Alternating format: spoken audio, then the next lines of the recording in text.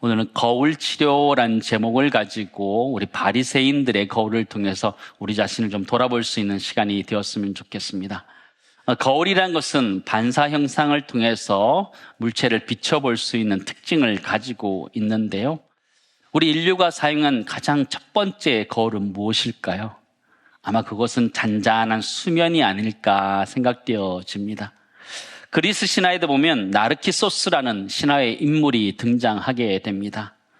자신의 얼굴이 비친 그것을 봤는데 그 모습에 너무 심취해서 그 모습을 사랑하게 됩니다. 그러나 그 모습이 자신인 것을 알게 되고 큰 슬픔에 빠지게 되고 죽음을 선택하게 됐다는 신화의 인물인데요. 그 자리에 핀 꽃이 수선하다라고 그렇게 이야기합니다. 그래서 이 수선화의 뜻이 무엇이냐면 자기 연민, 내면의 외로움 이렇게 표현하고 있는데요. 이 나르키소스라는 인물에서 나르시스라는 단어가 나왔다는 것을 우리는 잘 알고 있습니다. 거울이라는 것은 우리 인류가 발견한 아주 좋은 발명품이 아닐까 저는 그렇게 생각하는데요. 오늘 우리 모두가 하나님의 말씀의 거울 앞에 서기를 간절히 소망합니다. 그리고 우리 모두가 이 바리새인들을 이야기하고 있는 이 본문의 말씀 앞에 서서 우리 자신을 좀 비춰보면서 치료되는 시간이 되었으면 좋겠습니다. 더러워진 것 있으면 좀 떼내고 깨끗하게 메이크업하면서 좀 예쁜 모습, 좋은 모습이 우리 가운데 있기를 간절히 소망합니다. 오늘 바리새인 한 사람이 예수님을 자신의 집으로 초청하게 됩니다. 식사를 초청하게 되는데요. 이 바리새인들은 누구냐? 히브리어로 분리된 자들이라는 뜻을 가지고 있는 유대교의 한 종파입니다. 이들은 기원전 한 2세기경부터 헬라 문화들이 들어오면서 이 유대교의 문화를 굉장히 위협하게 되면서 모세의 율법과 조상들의 전통을 엄격하게 지키고자 하는 이런 경건 운동에서 시작되게 되었습니다. 이들은 성경에 기록된 율법뿐만 아니라 구전되어 내려오는 것까지도 그 전통까지도 모두 다 지켜야 된다는 극단적인 입장을 가지고 있는 사람들이었습니다. 그러니까 보통 사람들은 훨씬 더 많은 제약을 가지면서 이런 것들을 다 지키면서 살려고 했던 사람들이었습니다. 그러기에 많은 사람들로부터 대단한 사람들이다, 아니 저런 것까지 지키느냐 할 만큼 극단적인 모습을 보이면서 많은 사람들로부터 존경도 받기도 하고 칭찬을 받기도 했습니다. 그러나 예수님께서는 이 바리새인들의 외적인 경건과 그 다음에 율법 준수에 대해서 꾸짖고 있다는 것을 우리는 발견해야 됩니다. 37절 말씀 보시면 한 바리새인이 예수님을 초청합니다. 예수께서 말씀하실 때에 한 바리새인이 자기와 함께 점심 잡수시기를 청함으로 들어가 앉으셨더니, 같이 있습니다. 잡수시기 전에 손 씻지 아니하심을 그 바리새인이 보고 이상히 여기는지라. 그죠? 그 바리새인이 보고 이상히 여겼다라는 거죠. 보고라는 이 단어는요, 이돈이라는 헬라어인데요, 자세히 지켜보는 거예요. 보고 있고 지켜보는 거예요. 계속 보고 있는 것이죠. 아니나 다를까 예수님께서 손을 안 씻고 식사하는 장면을 목도하게 되는 거죠. 예수님만 있었던 것은 아니고 많은 사람들이 함께 모여 있었기 때문에 예수님의 그 행동이 그렇게 튀는 행동은 아니었을 것인데, 이 사람은 일부러 주님이 그것을 범하고 있는지, 자신들이 생각하는 그 구전의 그 전통들을 범하고 있는지 지켜보던 것으로 보아집니다. 예수님께서 손을 안 씻고 식사를 하는 것이죠. 저는 생각하면서요, 손을 씻고 드시지, 그런 생각이 들었습니다. 그렇지 않으세요? 그 당시 이 유대교 사회를 생각하면 떡도 떼서 먹고 빵도 떼서 먹는 그 문화 속에서 씻고 드시면 더 좋았지 않을까, 그런 생각도 듭니다. 여러분, 외출에 나갔다가 들어오시면 손 씻으시기 바랍니다. 화장실 갔다 오시면 손 씻으시기 바랍니다. 왜냐하면 제가 휴게소를 들러보니까요, 화장실 갔다가 손 안 씻고 가신 분들이 제법 많더라고요. 또 음식점도 보면요, 식당 하시는 분들도 화장실 갔다가 손 안 씻고 가시는 분들이 있더라고요. 제가 그 음식점 갈까요, 안 갈까요? 절대로 안 갑니다. 절대로 안 갑니다. 사랑하는 우리 교육자들, 사랑하는 우리 교사들, 손 잘 씻으시기 바랍니다. 여러분, 혹시라도 교육자들 가운데 화장실 갔다가 손을 안 씻는다, 꼭 저한테 얘기해 주시기 바랍니다. 네, 제가 따로 조치를 좀 하도록 하겠습니다. 손은 잘 씻어야 되는데요. 예수님은 왜 안 씻으셨을까요? 씻고 드셨으면 훨씬 더 위생적으로도 좋았겠잖아요. 주님은 본인이 씻는 것보다 훨씬 더 중요한 것이 이 바리새인의 이 외식됨을 꾸짖기 위해서, 가르치기 위해서 일부러 그러셨다라고 우리는 해석할 수 있습니다. 39절에서 41절 말씀 보실까요? 주께서 이르시되 너희 바리새인은 지금 잔과 대접의 겉은 깨끗이 하나 너희 속에는 뭐가 있다 그래요? 탐욕과 악독이 가득하도다 그래요. 어리석은 자들이라 표현하면서 겉을 만드시니가 속도 만들지 아니하셨느냐. 그러나 그 안에 있는 것으로 구제하라. 그리하면 모든 것이 너에게 깨끗하리라. 그렇죠? 잔이나 대접 안은 굉장히 깨끗하지요. 겉도 깨끗하고 안도 깨끗해야 되죠. 그러나 이것을 제공한 이 바리새인은 겉만 깨끗하고 그 속에는 악독과 탐욕이 가득하다 이렇게 얘기하는 것이죠. 여러분, 탐욕과 악독은 무엇일까요? 탐욕이라는 것은요, 불의한 욕심을 이야기하는 거예요. 단순히 많이 가지려는 욕심을 넘어서서 남의 것을 빼앗거나 약한 자 것을 착취하려는 강력한 물질적인 욕망을 탐욕이다 이렇게 이야기하는 것이고요. 악독이라는 것은요, 도덕적으로 타락하고 시기와 욕심, 부패한 마음을 가졌다는 것, 그것이 바로 악독이라는 것이죠. 바리새인들은 겉으로 보기에는 이것저것 다 지켜가는 경건의 모습을 가지고 있었지만 겉만 그럴 뿐 그 안에는 탐욕이 가득했다라는 것이죠. 악독이 가득했다라는 것이죠. 사랑하는 성도 여러분, 여러분 마음속에 탐욕이 가득한 것, 악독이 가득한 것 어떻게 알 수 있으세요? 여러분, 내가 가지려고 하는 소유욕은 인간 누구나 가지고 있는 것입니다. 그것에 대해서 성경이 뭐라고 책망하지 아니하고 있어요. 그러나 그것이 선을 넘어서 탐욕이 되어지고 악독이 되어질 때 주님 그것을 책망하시는 거예요. 여러분, 우리 모두가 하나님 말씀의 거울 앞에 설 수 있기를 간절히 소망합니다. 우리 마음이 어떠한지, 우리의 모습은 예배를 드리면서 경건해 보이지만 우리 내면 안에 그런 탐욕과 악독이 없는지 우리 자신을 좀 비춰보았으면 좋겠습니다.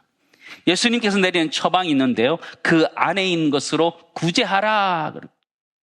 좀 처음에 이 구절을 보게 되었는데 갑자기 왜 느닷없이 구제하라 이런 얘기가 나오나 그렇게 생각하게 되었습니다. 그러나 악독, 탐욕이라는 그들의 모습을 보면 그 안에 있는, 그들의 탐욕 안에 있는 그 돈, 재물, 그런 걸 가지고 구제하라라는 말씀으로 해석하게 되면서 이해를 하게 되었습니다. 그 안에 있는 것으로 구제하라는 말이 무엇이냐면 바리새인 마음 속에 있는 재물과 그 내면의 깊은 것, 그것들을 가지고 구제하라, 가난한 사람들 진심으로 도우라 이렇게 이야기하는 것이죠. 여러분 자신은, 우리 자신은 탐욕 또 악독 어떠신지요? 여러분, 내 자신이 악독하다, 탐욕스럽다 생각하는 사람 아무도 없지요. 그러나 점검할 수 있는 방법이 있습니다. 내가 어려운 이들을 위하여 나의 것을 나눠줄 수 있느냐? 하나님을 위하여 나의 것을 드릴 수 있느냐? 신앙의 공동체를 위해서 내가 드릴 수 있느냐? 거기서 그것이 결정되는 것입니다. 내가 탐욕이 없다, 내가 생각해서 탐욕이 없는 게 아니에요. 내가 정말 탐욕이 없다, 악독이 없다 말할 수 있는 것은 내가 어려운 이웃을 위해서 내가 내어놓을 수 있느냐, 하나님을 위해서, 교회 공동체를 위해서 내가 내어놓을 수 있느냐, 거기서 결정된다라는 것이죠. 사랑하는 성도 여러분, 하나님 말씀 앞에 서서, 말씀의 거울 앞에 서서, 바리새인이라는 거울 앞에 서서 우리 자신을 돌아볼 수 있기를 간절히 소망합니다. 그래서 우리 안에 있는 탐욕과 악독을 빼낼 수 있기를 간절히 소망합니다. 그렇게 빼냈던 사람이 있는데요, 삭개오라는 사람입니다. 우리는 그 사람이 얼마나 악독하게 굴었는지 잘 알고 있었습니다. 그러나 그가 어떻게 변화되어 있는지도 우리는 알아야 됩니다. 누가복음 19장 8절 말씀 보실까요? 같이 있습니다. 삭개오가 서서 주께 여짜오되 주여 보시옵소서 내 소유의 절반을 가난한 자들에게 주겠사오며 만일 네 것을 토색한 일이 있으면 4배나 갚겠나이다. 그러죠. 삭개오는 자신이 많은 사람의 것들을 착취했어요. 그러나 그가 회개하게 돼요. 주님이 말씀하셨을 때 자신이 그 말씀의 거울 앞에 섰을 때에 자신의 모습을 발견하고 반성하게 되는 거예요. 가난한 자들을 위해 자신의 재산을 팔았던 것이죠. 그리고 자신이 다른 사람의 것을 뺏은 것이 있으면 4배나 갚겠다, 그렇게 고백하고 있는 것이죠. 주님은 이 삭개오를 무엇이라 표현하면요, 아브라함의 자손이다, 이렇게 표현하고 있는 거예요. 바리새인들, 율법학자들, 거룩한 척하는 그들을 향해서 아브라함의 자손이다 말하지 않았어요. 바리새인이나 율법학자들은 자신들이 아브라함의 자손이다 그렇게 말했을지 몰라도 주님은 그들을 향해서 아브라함의 자손이라 말하지 않고 도리어 이 삭개오를 향해서 아브라함의 자손이다라고 말했던 것을 기억한다면 우리 모두가 우리 안에 있는 것을 가지고 우리 어려운 이웃들을 도울 수 있는 은혜가 있기를 간절히 소망합니다. 악독과 탐욕이 있을 때 어떻게 치료할 수 있느냐? 나눔과 베품을 통해서 할 수 있다는 것을 우리가 첫 번째 알게 됩니다. 우리 이렇게 하나 정리할 수 있을 것 같아요. 우리는 거울을 보면서 치료되어야 됩니다. 바리새인이란 거울을 보면서 오늘 치료되어야 되는데 그들 속에 있는 탐욕과 악독이 치료되어야 돼요. 어떻게 치료할 수 있느냐? 주님이 말씀하셨던 것처럼 구제함으로 할 수 있는 것이죠. 나누고 베품을 통해서 우리의 탐욕과 악독이 사라질 수 있다는 걸 기억하면서 우리 이웃들을 향하여서 또 하나님을 향하여 드릴 수 있는 아름다움이 있기를 간절히 소망합니다. 주는 것이 복이 있는 거예요. 여러분, 주는 게 기뻐요? 받는 게 기뻐요? 진짜? 주는 게 기쁜 것 있죠. 얼마 전에 저희 아이들이 부모님을 찾아뵈었습니다. 찾아뵀는데요. 그렇게 찾아뵈면, 그죠? 아이들이 부모님께 이렇게 선물을 해야 되는 것 당연한 거 아니에요? 그런데 그때 도리어 부모님들이 아이들에게 이렇게 용돈을 주는 거를 보게 돼요. 이 자리에도 아마 그렇게 용돈을 주신 분들이 계실 거라 생각하는데 왜 주셨어요? 주는 게 좋으니까, 기쁘니까 그런 거죠. 주는 기쁨이 우리 가운데 있기를 간절히 소망합니다. 그게 진정한 기쁨이고 우리가 탐욕 가운데 빠지지 않을 수 있는 주님의 처방이라는 것을 여러분 기억하셨으면 좋겠습니다. 저는 어떤 일들을 표현하고 할 때 부정적인 표현보다는 저는 긍정적인 표현을 훨씬 더 좋아합니다. 이것 하지 마라, 저것 하지 마라 이런 말보다는 이것 하라, 저것 하라는 표현들을 훨씬 더 좋아하는데요. 오늘 본문에 보면 우리의 시선을 사로잡는 이 반복되는 단어가 하나 있습니다. 그게 무엇이냐면 화 있을진저라는 단어입니다. 오늘 바리새인에게 무려 3번이나 사용하고요. 다음 주에 살펴볼 율법 교사들에게도 3번이나 똑같은 화 있을진저라는 말을 반복하고 있습니다. 저는 이 화 있을진저라고 반복되는 이 말씀을 좀 거울처럼 사용해서 우리 자신을 좀 돌아봤으면 좋겠고요. 특별히 화 있을진저라고 나오는 이 말씀에 반대로 하면 뭐가 되는 거예요? 복 있을진저 되는 거죠. 저는 그렇게 이 본문의 말씀 우리가 받았으면 좋겠어요. 화 있을진저라고 나오는 이 본문의 말씀에 반대로 한다면 복이 우리에게 주어지는 줄을 믿습니다. 그 복을 받아 누리는 은혜가 우리 가운데 있기를 간절히 소망합니다. 42절에 44절 말씀 보실까요? 같이 읽겠습니다. 화 있을진저 너희 바리새인이여 너희가 박하와 운향과 모든 채소의 11조는 들이되 공의와 하나님께 대한 사랑은 버리는도다. 그러나 이것도 행하고 저것도 버리지 말아야 할지니라. 화 있을진저 너희 바리새인이여 높은 자리와 시장에서 문안받는 것을 기뻐하는도다. 화 있을진저 너희여 너희는 평토장한 무덤 같아서 그 위를 밟는 사람이 알지 못하느니라. 그죠? 화 있다라고 3번이나 반복하고 있어요. 제가 표로 좀 정리해 보았습니다. 표로. 예수님의 평가는 바리새인들에게 화 있다 3번이나 이야기하시는 거예요. 바리새인의 모습이 어땠느냐? 공의와 하나님에 대한 사랑을 버렸다, 화 있다 얘기하는 거예요.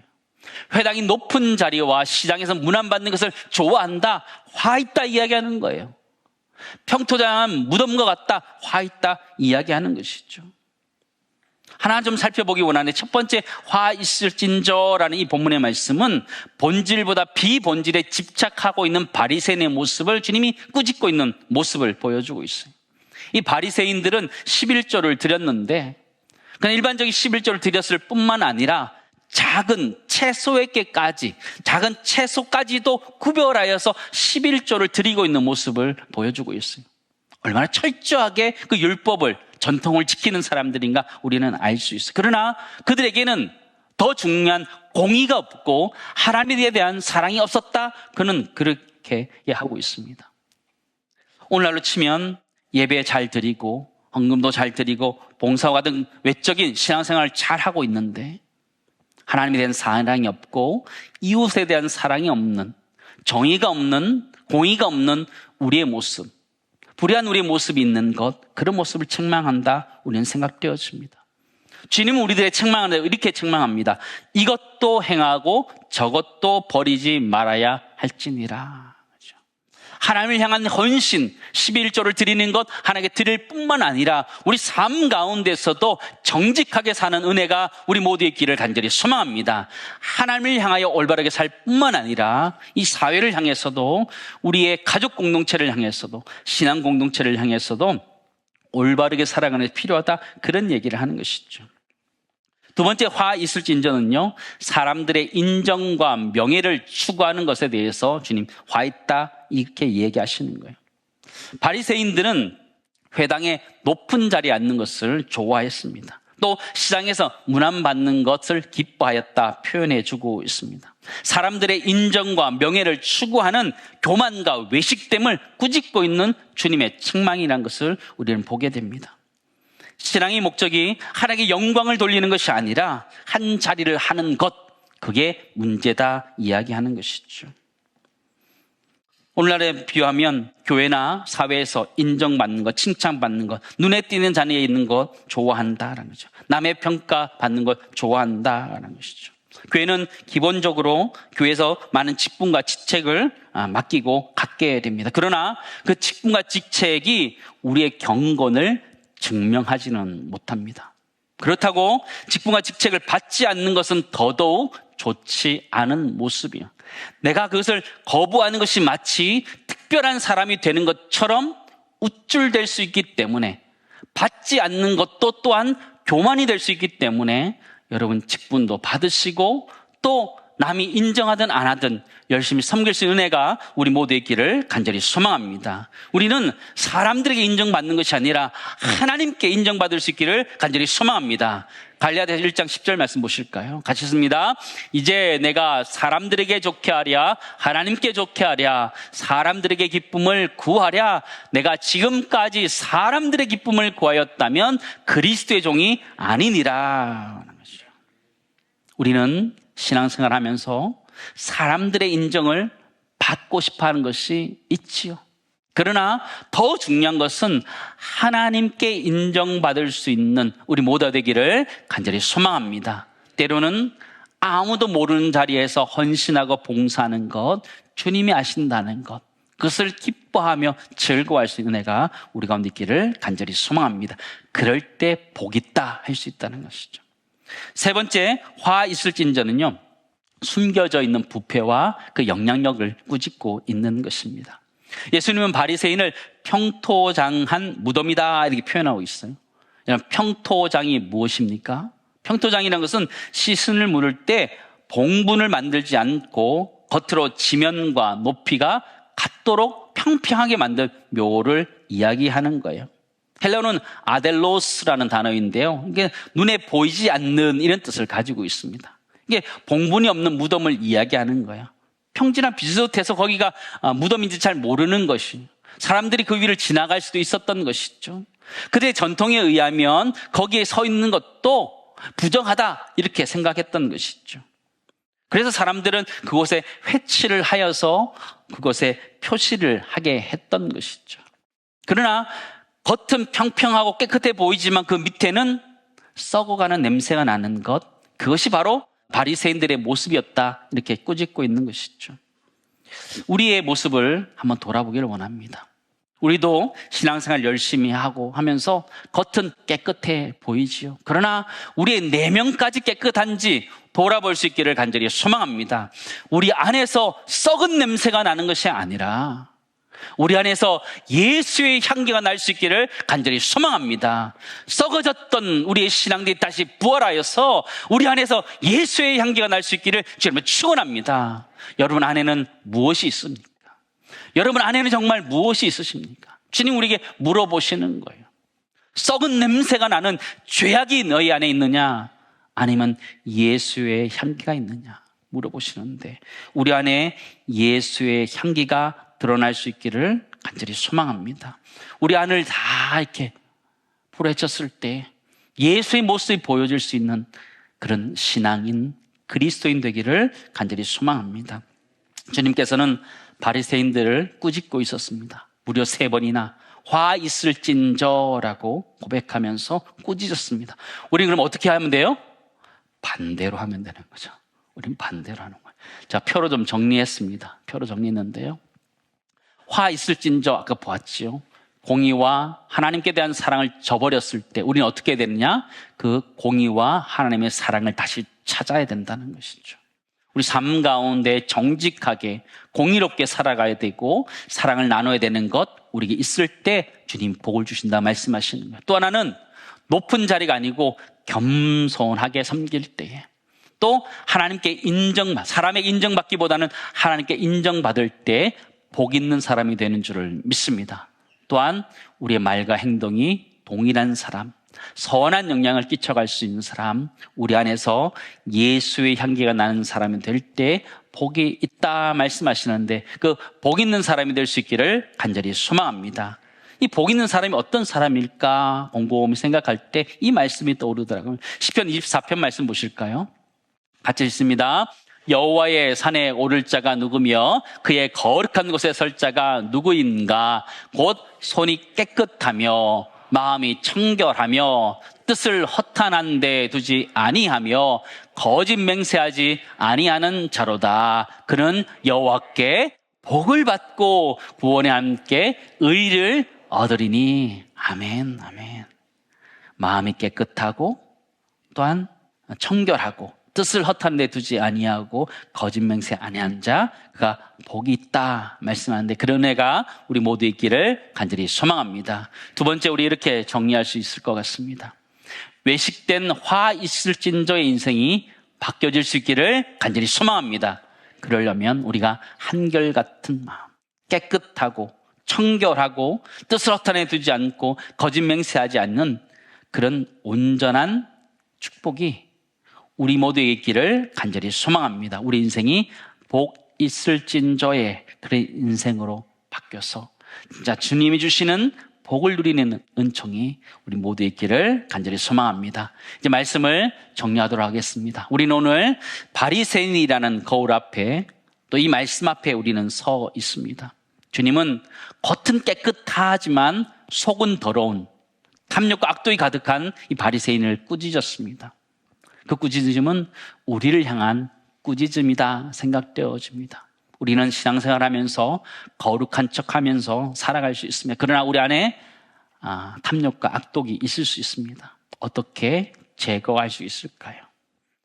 탐욕을 나눌 때, 내 안에 있었던 물질들을 나눌 때, 어려운 것들을 나눌 때 그 탐욕이 사라진다는 걸 기억하면서 나눌 수 있는 은혜가 우리 모두 있기를 간절히 소망합니다. 또한 복 있는 인생 되기를 원합니다. 우리 모두가 그죠? 손이 깨끗하고 마음이 청결하고 뜻을 허탄에 데 두지 아니하고 거짓 맹세하지 아니하는 그런 진실한 사람으로 살아갈 때 진정한 복 있는 사람이다라는 걸 기억하며 복된 인생 되기를 주님으로 축원합니다.